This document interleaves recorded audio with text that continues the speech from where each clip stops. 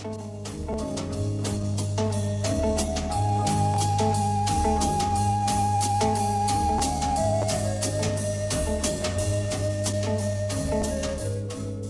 nömrələri oxşamaz bir-birinə, amma hamısında insan səsi. Pis günlər oxşamaz bir-birinə, birində özün susarsan, birində telefon.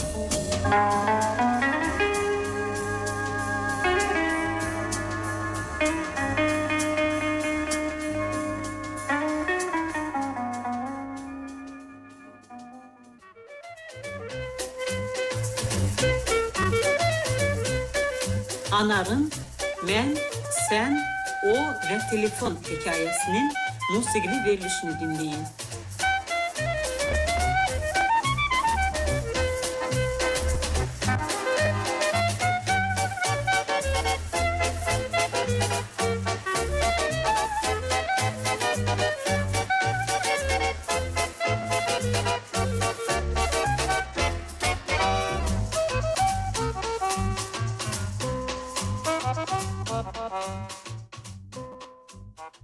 Dünən sənin telefonun öldü.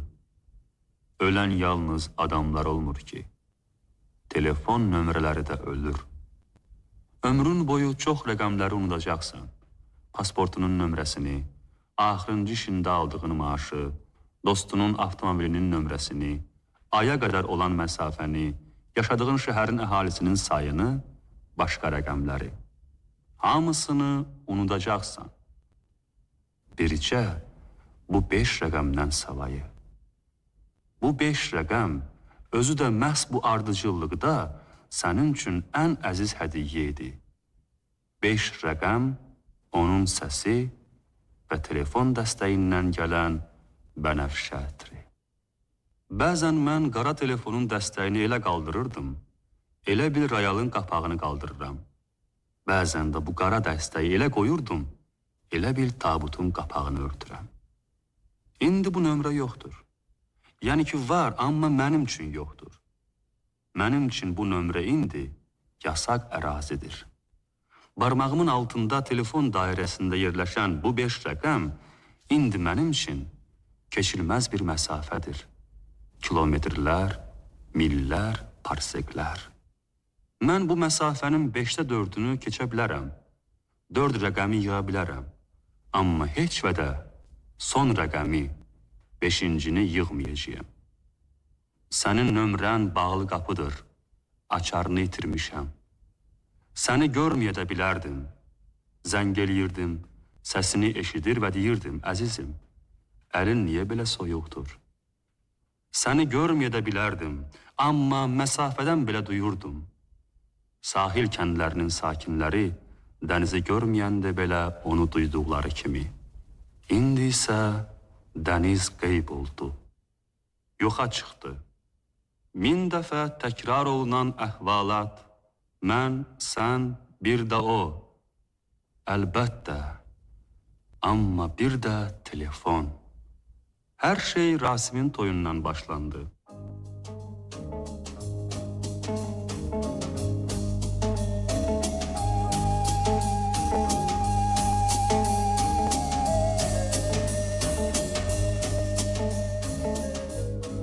Firuz tostunu davam ettirirdi.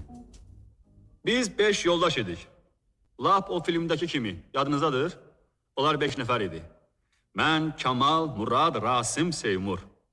Bizi bir-bir fəth elədilər. Bir-bir boyunluğa saldılar. Bax, bunlar saldı, bizim xanımlar.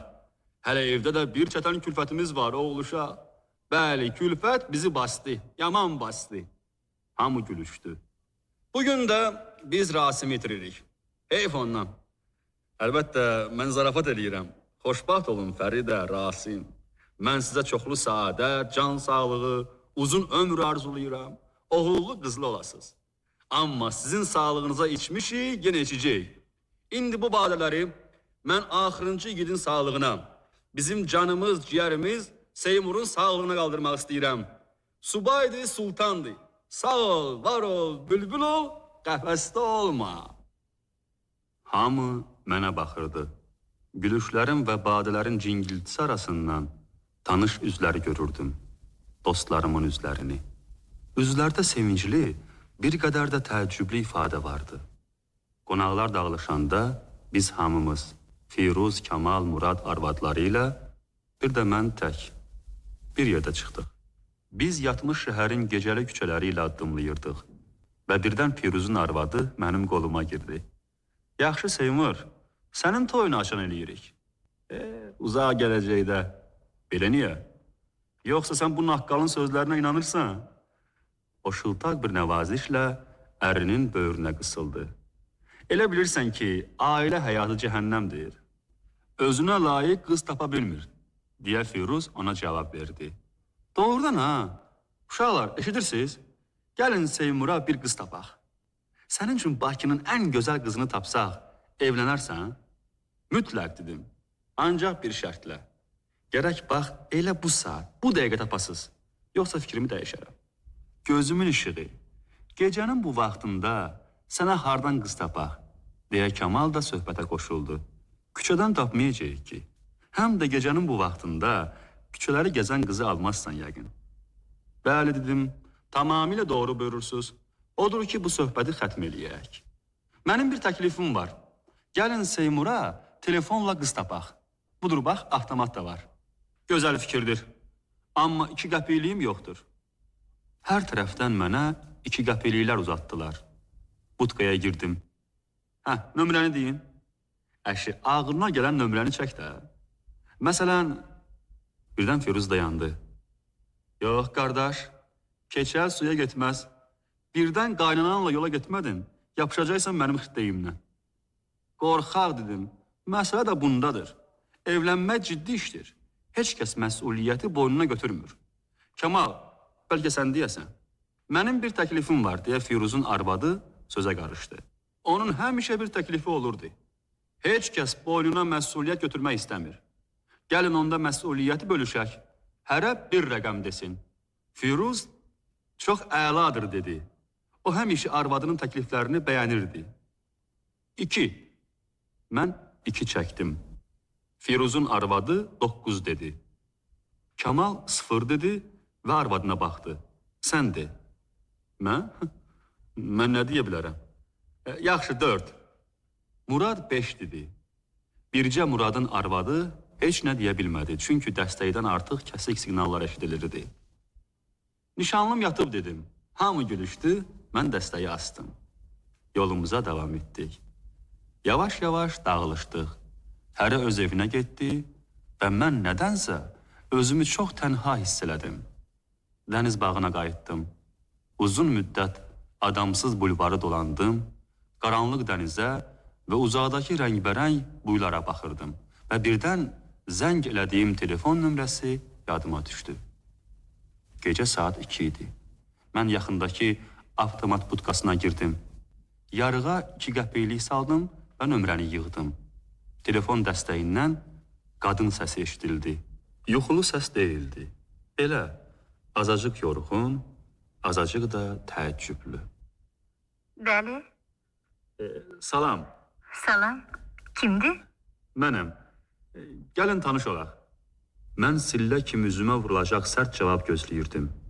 Ya da elə bilirdim ki, üzünə çırpılan qapı kimi dəstək də birdən asılacaq. Amma nə söydü, nə astı. Səsi əvvəlki kimi sakit idi. Axı tanışlıq üçün vaxt biraz gecdir. Gecdir, xeyr, əsla. Əsl vaxtdır. Mən bu saat ən yaxın bir yoldaşımın toyundan çıxmışam. Bu mənim axırıncı subay dostum idi. Mənə elə gəlir ki, bugün onun toyu yox, yası idi. Vay. Elə niyə deyirsiniz? Bəs siz özünüz evli deyilsiniz? Yox. Bəs siz ərdəsiz? Tanışlığın elə birinci dəqiqəsindən hər şeyi bilmək istəyirsiniz. Bağışlayın siz Allah. Elə bilməyin ki, mən telefon xuliqanlarındanam. Yox, nədənsə təklikdən bağrım çartlayır. Odur ki, dedim zəng eləyim, bir adamla danışın. Bəs mənim nömrəmi hardan tapdınız? Təsadüfən. Ağlıma gələn rəqəmləri yığdım və salam. Əcəbdir. Bilirsiniz, biraz içmişəm. Odur ki, özümü çox yalqız hiss edirəm. Olur, eybi yoxdur, olur. Sizinlə görüşə bilərik? Yox, bu baş tutan iş deyil. Gəlin belə danışaq. İndi gecdir. Gedin evinizə, yıxılıb yatın. Səhər duracaqsınız, bütün dərdi qəminiz uçub gedəcək. Görərsiniz. Axı mən sizi görmək istəyirəm. Heç olmasa danışmaq istəyirəm sizinlə. Telefonumu ki bilirsiniz. Sabah ayılandan sonra yenə də görsəz ki, mənimlə danışmaq istəyirsiniz. Zəng eləyin. Doğrudan? Doğrudan. Gecəniz xeyrə qalsın. Xeyrə qarşı. Sabah sizə zəng eləyəcəyəm. Gülməlidir valla. Amma dəstəyası boş, adamsız küçələrlə addımlayırkən, mənə elə gəlirdi ki, daha mən də tək deyiləm. Mənim də kimimsə var.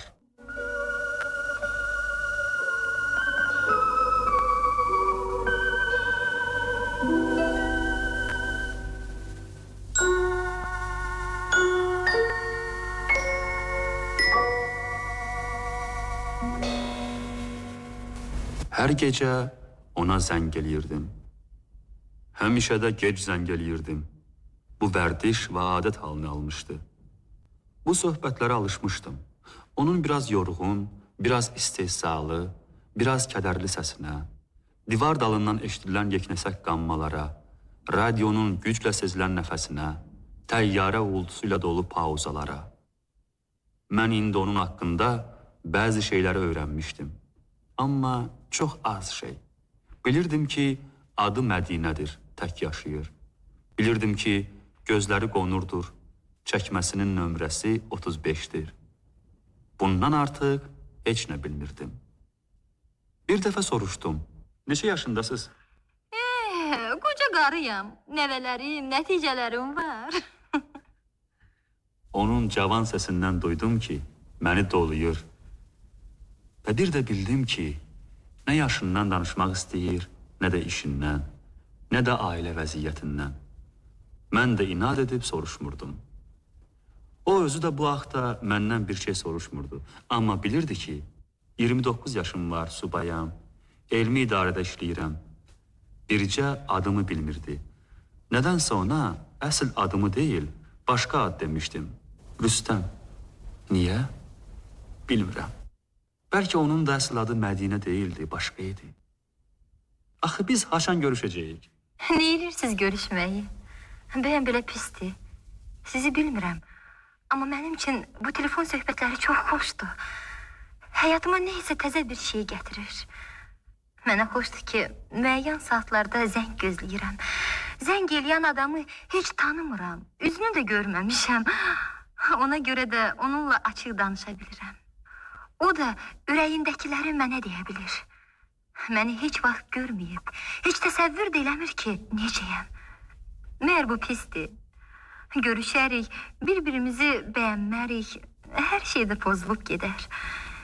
Əgər bir-birimizi bəyənsək belə, yenə hər şey dəyişər. Adiləşər, bayaqlaşar. Gəlin, əlaqələrimizi elə bu şəkildə saxlayaq. İnandırıram sizi, bu daha yaxşıdır. Ondansa işinizdən danışın. O məsələ necə oldu? Ötüşdü? Yox, ərizə vermişəm. Gedirəm oradan. Hara? Hələ bilmirəm.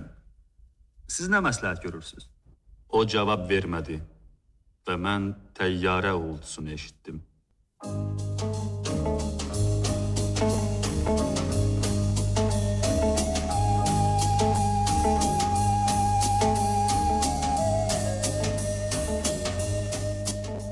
Yeni ili Firuzgildə qarşılayırdıq. Təzə bəylə gəlin Rasimlə Fəridə də gəlmişdilər. 12-yə 10 dəqiqə qalmış masanın arxasına keçdik. Masanı Firuzun arvadı başqa arvadların iştirakı ilə çox yaraşıqlı düzəltmişdilər. Mən hamıdan gec gəlmişdim, soyuq idi. Qarlı çovğunlu küçədən sonra evin istisi, işığı adama daha xoş gəlirdi. Saat 12-ni vurdu. Bir-birimizi qucaqlayıb öpdük. Hamı hamıya xoşbəxtlik, səadət arzuladı. Və Firuz dedi ki, bu il tarixi il olacaq, Seymur evlənəcək. Firuz rayalın arxasına keçdi, çalmağa başladı. Arvadı da oxudu. Bizim radionun son mahnılarından biri idi. Birdən mənim yadıma qammalar, sonra isə radio düşdü. Tost demək istəyirəm, deyə ayağa qalxdım. Hamı təəccüblə mənə baxdı. Bilirdilər ki, mən heç vaxt tost deyən adam deyiləm. Bax, Biz hamımız buradayıq, bir yerdə. Keyfimiz də sazdır. Gəlin fikirləşək, görək, bu axşam tək qalanlar neynirlər? Məsələn, növbətçilər, yol baxıcıları, kim deyə oradan buradan səsləndilər. Yol baxıcıları deyirəm. Bəli, o yol baxıcıları ki, qatarların cədvəllərini əzbər bilir. Tək tənha daxmalarından gecə vaxtı, qarda çovğunda yola çıxıb qatarları ötürürlər. Demin, deyəsən aşlamız dəmdir. Deyə Rasim sözə başladı. Hamı bəkdən gülüşdü, Firuz tez mənə baxdı və ayağa durdu. Dayanın. Deyəsən, xətrinə dəydi. Xahiş edirəm gülməyəsiz, məsələ ciddidir. Deməli, yol baxıcılarının sağlığına eləmi Seymur? Hamı qədəhləri qaldırdı. Yox, dedim. Mən yol baxıcılarının sağlığına demək istəmirdim. Sözümü ağzımda qoyduz. Mən başqa bir adamın sağlığına içmək istəyirdim və bax, əgər doluyub eləsəz, məndən inciməyin. Otun, yaxşıdır, gəlsin qardaş. Mən bir adamın, bir tək tənha, yalqız adamın sağlığına içmək istəyirəm. İndi o oturub radionun qabağında. O bütün radyo stansiyaların proqramını, cədvəlini bilir. Yol baxıcısı qatarların qarşısına çıxan kimi, o da efirdəki konsertlərin qabağına çıxır. Bütün dünya onun otağındadır. Bütün bu dünya ilə birlikdə o necə təkdir. Mən bir qurtum qədəhi başıma çəkdim. Hamı səssiz, səmirsiz içdi, təəccüblə baxışdı. Amma heç bir şey demədi. Birazdan sonra başqa şeylərdən danışmağa başladılar. Mən dəhlizə çıxdım, nömrəni yığdım və dinləməyə başladım. Dəstək susurdu. Bu da sənin yol gözətçin, deyə düşündüm. Nahaqsan onun dərdini çəkirsən. O da yəqin hardasa yeni ili qarşılayır. Bax, niyə də qarşılamasın? Sonra mən yenə zəng elədim. İstədim ki, yeni ilini Moskva vaxtı ilə təbrik eləyim. Cavab çıxmadı. Bir saatdan sonra yenə zəng elədim. Praqa vaxtı ilə yeni ilini təbrik etmək istədim. Yenə hay vermədi. Bir saatda keçdi, yenə zəng elədim. Hansı vaxtla yeni il idi bilmirəm. Bəlkə Greenwich vaxtı ilə. Nəhayət, səhər 6-nın yarısında küçədəki avtomatdan zəng eləyəndə cavab verdi. Sizi Atlantik yeni ili ilə təbrik eləyirəm. Yəqin ki, nə demək istədiyimi başa düşmədi. Mən də izah eləmədim. Siz, indicə girmişəm qapıdan. Bilirəm. Bütün gecəni sizə zəng vurmuşam. Rəfiqəm gildəydim. Dəxli yoxdur. Yeni ildə mən sizə vacib bir şey demək istəyirəm. Mən sizi sevirəm. Özü də dəlicəsinə sevirəm. Belədir. Əcəb şad xəbərdir. Yeni il pis başlamır. Siz mənim əzizim, gözümün işiniz. Bilmirəm hansı sözlər demək lazımdır. Amma mən heç kəsi belə sevməmişəm. Bilirəm, sizə gülməli gəlir. Axı biz heç bir-birimizi görməmişik. Amma neynəmək, bu belədir ki var. Mən sizsiz yaşaya bilmərəm. Daha doğrusu mənim telefonumsuz. Bilirəm, bu sözlər havayı söhbətdir. Amma hər halda onları eşitmək xoşdur. Mən sizi haçan görəcəyəm axı. Yox, amma siz düz deyirsiniz. Görüşməyək. Bu məhəbbətin ən gözəl formasıdır.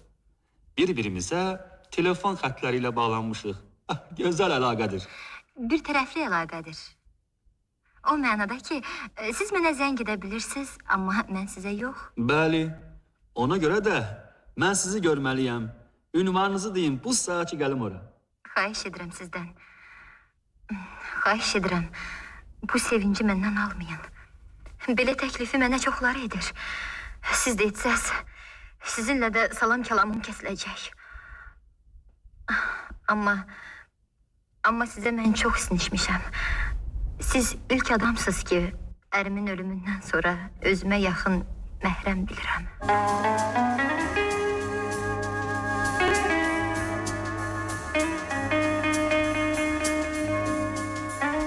Yanvarın 2-sində təzə işimə gəldim. Bütün günü böyük bir materialı redaktə etdim. İşin axırına yaxın makinaçıya verdim. Dedim ki, mütləq səhərə hazır eləyin. Kanselyariyanın qabağında böyük bir siyahı asılmışdı. İşçilərin familiyaları və telefon nömrələri. Mən gözücü bu siyahıya nəzər saldım və birdən diksindim. Elə bil tanımadığım adamlar içində tanış bir sifət görmüşdüm. Vəlizadə kimdir deyə xəbər aldım. Bizim makinaçıdır. İndicə material verdizə ona. Nədir ki? Mən pəncərədən baxdım. Qonur gözlü makinaçı pilləkənlərlə aşağı düşürdü. Diktaban çəkmələri tuk-tuk-tuk pilləkəndə səslənirdi və mən bilirdim ki, onun çəkməsinin nömrəsi 35-dir.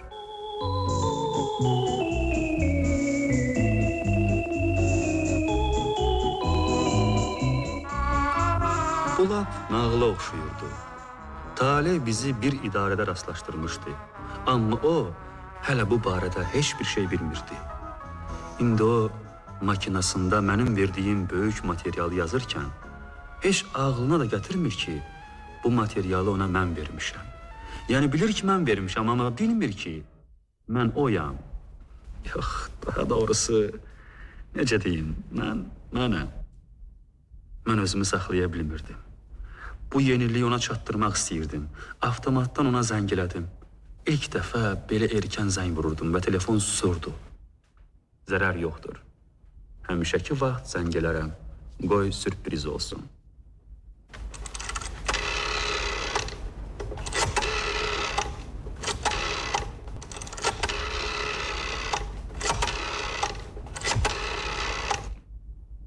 Bəli. Salam.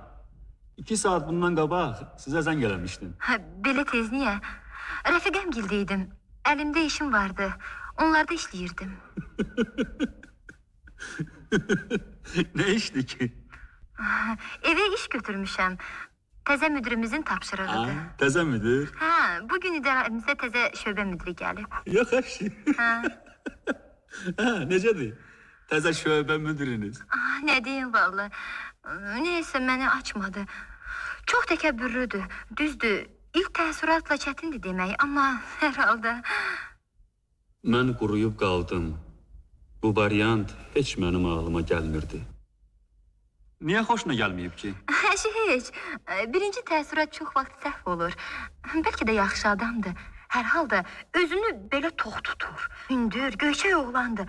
Sifəti də gözəldir, amma biraz forsludur deyəsən. Adama elə bil yuxarıdan aşağı baxır. Danışanda da belə əmrlə danışır. Sabaha çap eləyin. İlk dəfə olaraq o öz peşəsi haqqında ağzından söz qaçırtdı. Amma mən bu sözdən yapışıb onun peşəsini soruşmadım. Axı onsuz da bilirdim. Bəs sizin işiniz nə oldu? Təzə işə düzəldiniz? Onda mənim ağlıma da gəlmədi ki, qəribə bir oyun başlayıram. Amma ani olaraq hansı daxili qüvvəsə məni saxladı və mən belə cavab verdim. Yox, bilirsiniz, fikrimi dəyişdim. Köhnə yerimdə qalıram.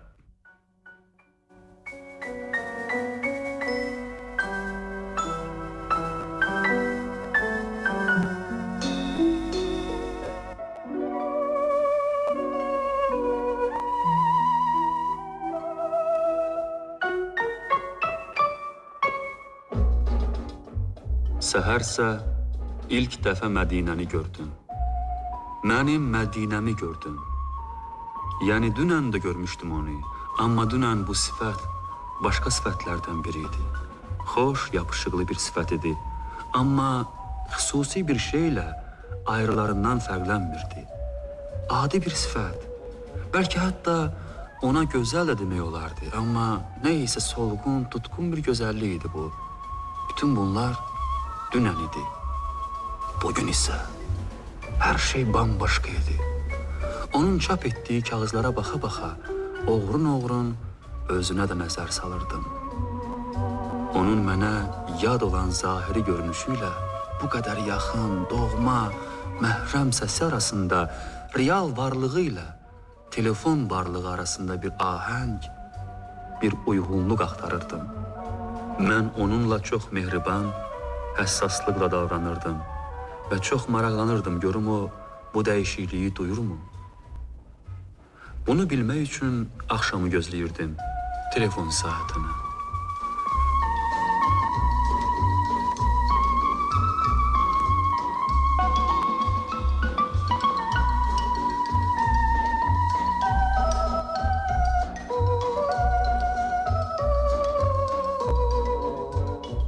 Deyirdim də sizə, ilk təəssürat çox vaxt aldadıcı olur. Sən demə, belə mehriban, belə həssas adammış ki... İkinci təəssürata da çox inanmayın. O da aldadıcı ola bilər. Yox, dünən onun gözlərinin içinə baxa bilməmişdim. Bugün baxdım. Görəsən haçan baxıb ki, mən sezməmişəm. Bilirsən, gözləri təmizdir, ağıllıdır. Qısqanıram sizi ya. Bu oyun belə başladı. Mən artıq bu oyunun qaydalarını da bilirdim. O isə hər şeydən bixəbər idi. Artıq mən heç bir şey deyə bilməzdim. Hadisələr mənim nəzarətimdən, ixtiyarımdan çıxmışdı.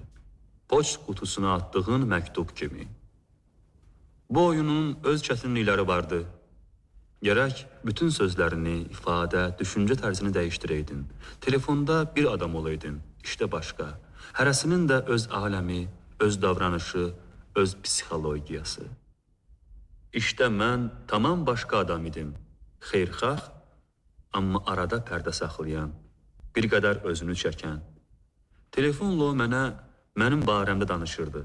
Hər hərəkətimi, hər addımımı, üzümün hər ifadəsini təhlil eləyirdi. Çox vaxt söhbəti mən özüm salırdım. Amma axır vaxtlar hiss eləyirdim ki, mənim söz açmağıma heç ehtiyac qalmır. O özü həvəslə Seymur müəllimlə danışır. Rüstəmlə uzun-uzadı telefon söhbətləri zamanı danışır. Amma Seymurla heç vaxt Rüstəm barəsində danışmırdı. Ümumiyyətlə, onun telefon həyatı haqqında heç kəsin təsəvvürü yox idi. Mən bilmirdim, sevinim buna, ya kədərlənim. Bəzən mənə elə gəlirdi ki, onun bu barədə heç kəsə danışmamasına səbəb tam bir laqeydliyi, biganəliyidir. Bəzən də əksinə düşünürdüm. Düşünürdüm ki, o bunu ən titrək, ən əziz, ən sirli bir his kimi gizlədir. Heç kəsə açmaq istəmir. Qəribə şeydir. Elə bil duyğularım qatma qarışıq düşmüşdü. Təsəvvür eləyin, Seymur kimi mən onu telefon həyatına qısqanırdım. Gecə telefon söhbətlərində isə məni, Rüstəmi, onu Seymur haqqında uzun-uzadı söhbətləri əsəbləşdirirdi. Bir dəfə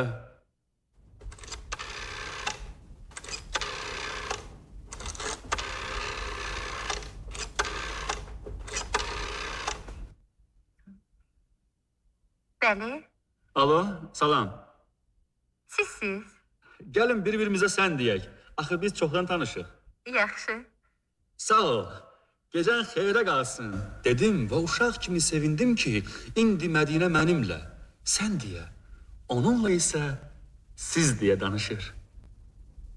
Birdən ağlıma gəldi ki, ilk dəfə özüm haqqında, özümün ikinci məni haqqında özgə bir şəxs kimi düşünürəm.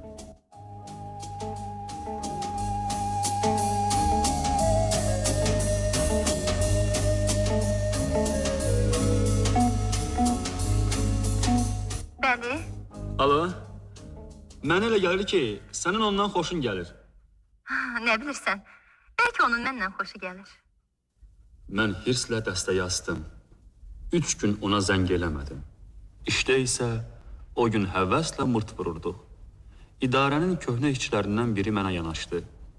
Əbəs yerə özünü yorma. Hələ heç kəs bizim bu balaca xanımın qəlbini fəth eləyə bilməyib. Hər üçümüz güldük. Sonra Mədinə gedəndən sonra müsahibim dedi. Rahibə kimi bir şeydir.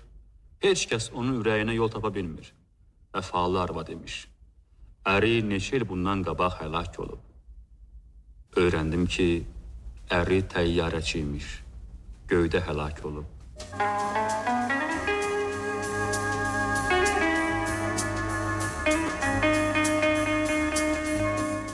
O gün işdən geç çıxmışdım.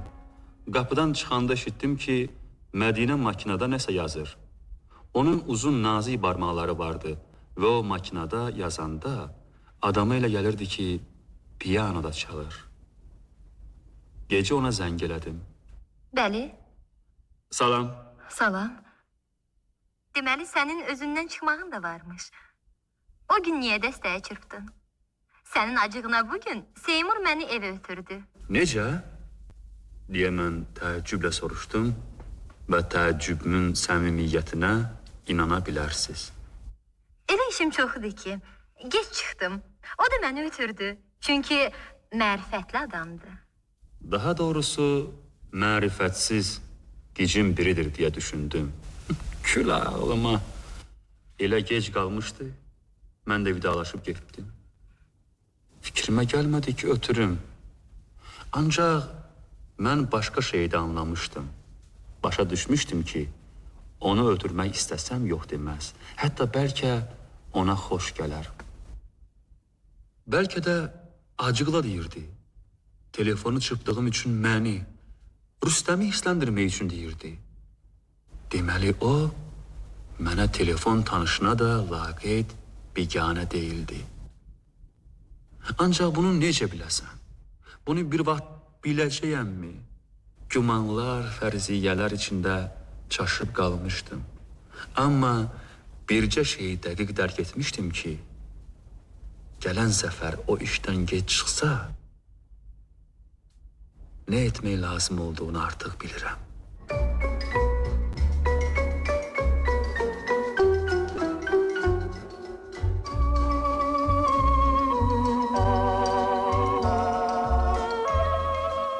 Biz gediş-gəlişi azalmış, adamları seyrəlmiş küçələrlə keçirdik və mən ondan soruşdum. Bəs işiniz olmayanda axşamlar nə edirsiniz? Evdə otururam. Elə tək tənha oturursunuz evdə? Bəli, nədir ki? Oxuyuram, radioya qulaq asıram. Görəsən radio haqqında danışdıqlarını indi də danışacaqmı? Amma tamam başqa məsələdən söz saldı və mən bunun üçün ona minnətdar idim.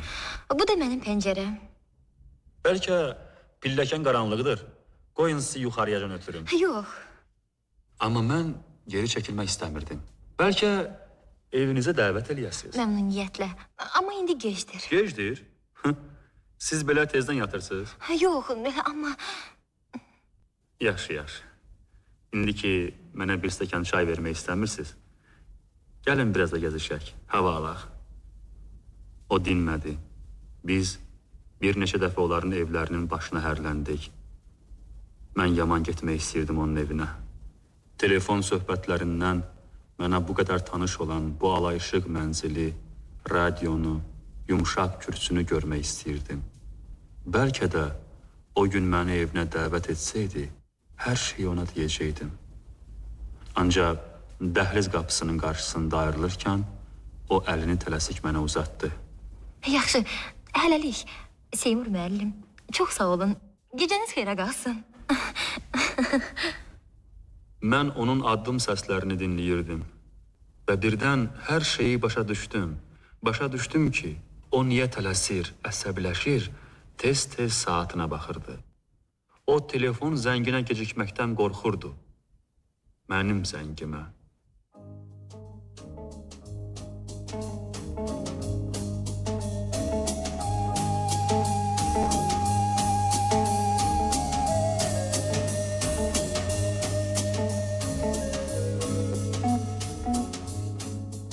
Səhərisi gün biz onunla kinoya getmişdik. Film sınaqçı pilotlar haqqında idi və Mədinə qəhərlənmişdi. Bəlkə buna görə onda qəlbini boşaltmaq ehtiyacı vardı. Və biz bulvarla evə qayıdarkən o mənə həlak olmuş ərindən danışırdı. Bizim bütün ömrümüz göydə keçdi. Göydə tanış olduq. O pilot idi, mən adicə sərnişin. Sonra mən stüardessa işləməyə başladım ki, həmişə onunla olum. Evləndik. Bakıdan Moskvaya, Moskvadan Bakıya uçurduq. Sonra boynuma uşaq düşdü. Məzuniyyətə çıxdım. Axırıncı dəfə onu trapa qədər ötürdüm.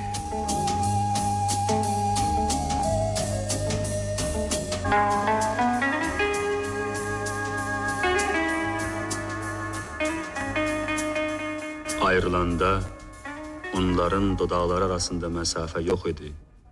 Amma bilmirdilər ki, bu məsafə həyatla ölüm arasındakı məsafədir. Əbədi göylə, onun heç bir vaxt qayıtmayacağı əbədi göylə yer arasında, Mədinənin onu daim gözləyəcəyi yer arasındakı məsafə.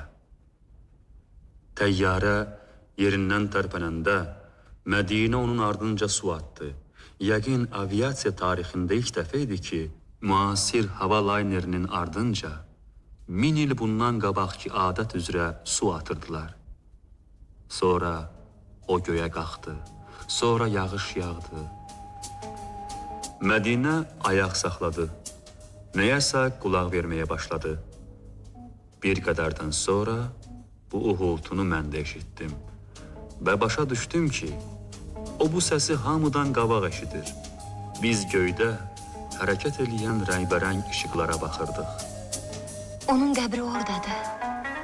Arvadlar ərinin qəbri üstünə qəbirstanlığa gedər. Mən də göyə baxıram.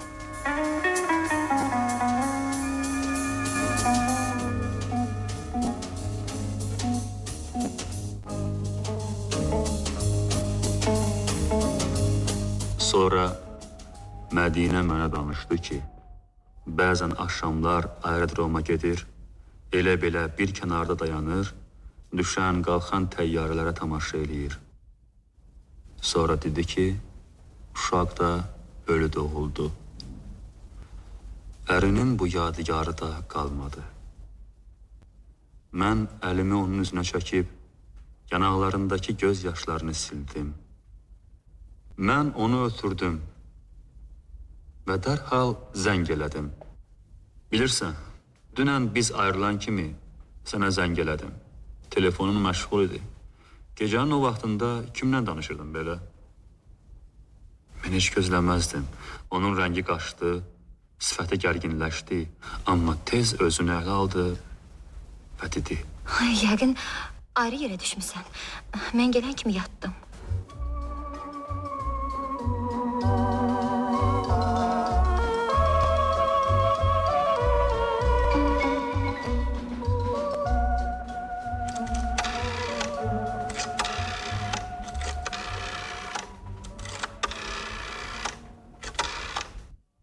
Bəli, Alo, salam. salam. Dünən səni yuxuda görmüşəm. Qəribədir. Həyatda heç bir vaxt görmədiyin adamı yuxuda necə görmək olar? Səsini görmüşdüm yuxuda. Bir də Nierinqa radionu. Nerinqanı yenə təsəvvür edə bilərəm.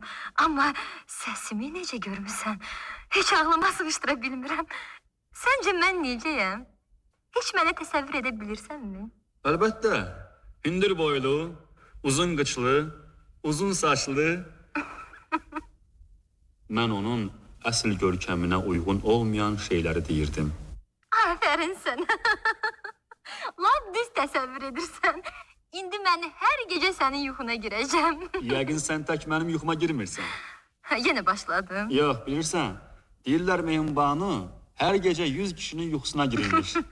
Sənin tirajın neçədir?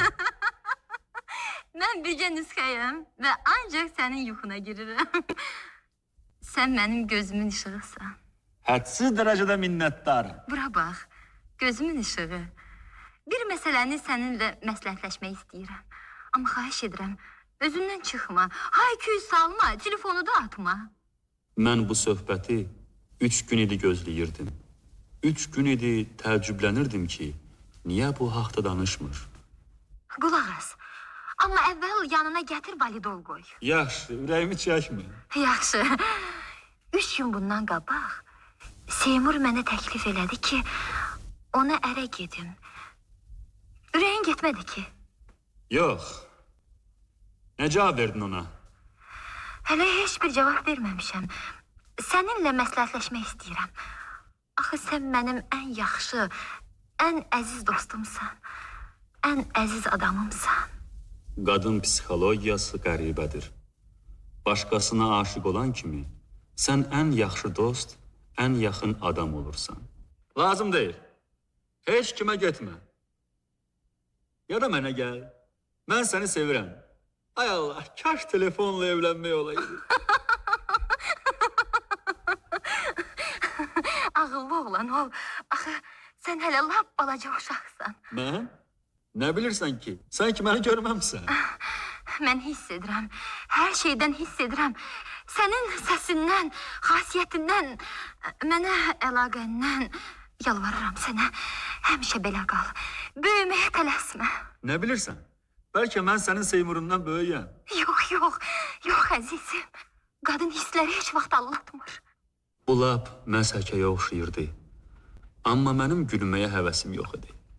Nəysə doğrudan da ağrı, kədər, intizar duyurdum. Lazım deyil Mədinə.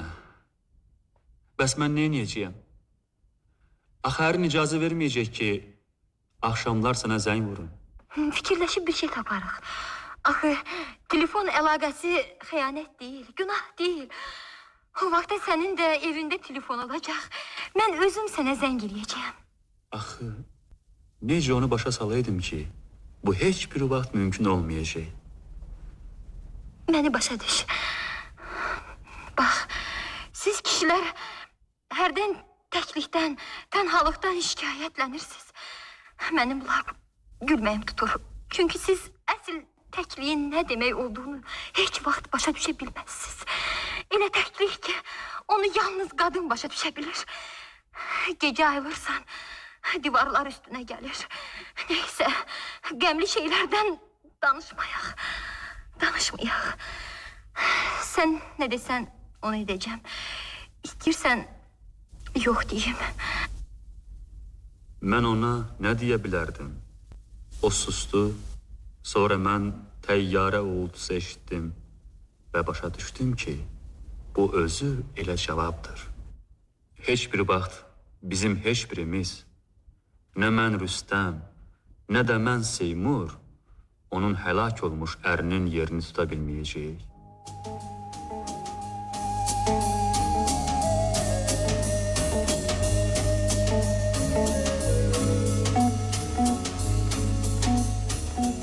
O axşam işdən sonra ilk dəfə məni evinə dəvət etdi. Mən dəhlizi və mərtəbəni bilirdim, amma mənzil qapısını tanımırdım. Qaranlıqda başqa qapını döydüm. Açan olmadı. Kibrit çəkdim və qapının üstündə not vərəqində yazılmış "Açar qonşudadır" sözlərini oxudum. Not kağızını görən kimi qammalar yadıma düşdü və bildim ki, qapını çaşdırmışam. Dönüb qarşıdakı qapını döydüm.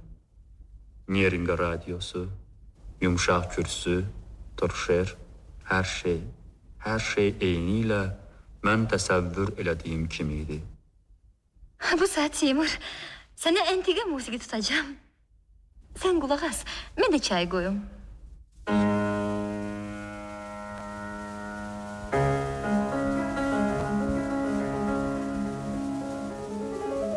Divar dalında, lap yaxınlıqda qamma çalmağa başladılar. Birdən o mənim əllərim arasından çıxdı və nəyəsə qulaq asmağa başladı. Mən də dinləyirdim. Bilirdim ki, bir neçə saniyədən sonra mən də bu uğultunu, təyyarə uğultusunu eşidəcəyəm. Amma heç bir təyyarə filan yox idi. Birdən başa düşdüm ki, Mədinə nəyə qulaq verir? Mədinə telefonu dinləyirdi. Bu vaxtlar o zəng edərdi. O, yəni mən bilirdim ki, o daha zəng eləməyəcək. Daha heç bir vaxt zəng eləməyəcək. Amma bir an mən də şübhələndim. Mən də gözlədim və mən də möcüzə arzuladım.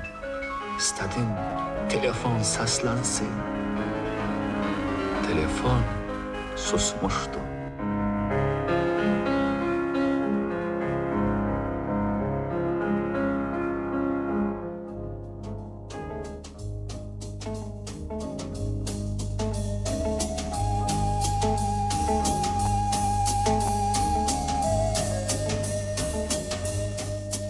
Siz Anarın Mən, Sən, O və Telefon hekayəsinin musiqili verilişini dinlədiniz. Verilişin rejissoru Ziyafət Abbasov, səs operatoru Ruben Əyyubxanovdur. İştirak edirdilər Amalə Pənahova, və Həsən Turabov.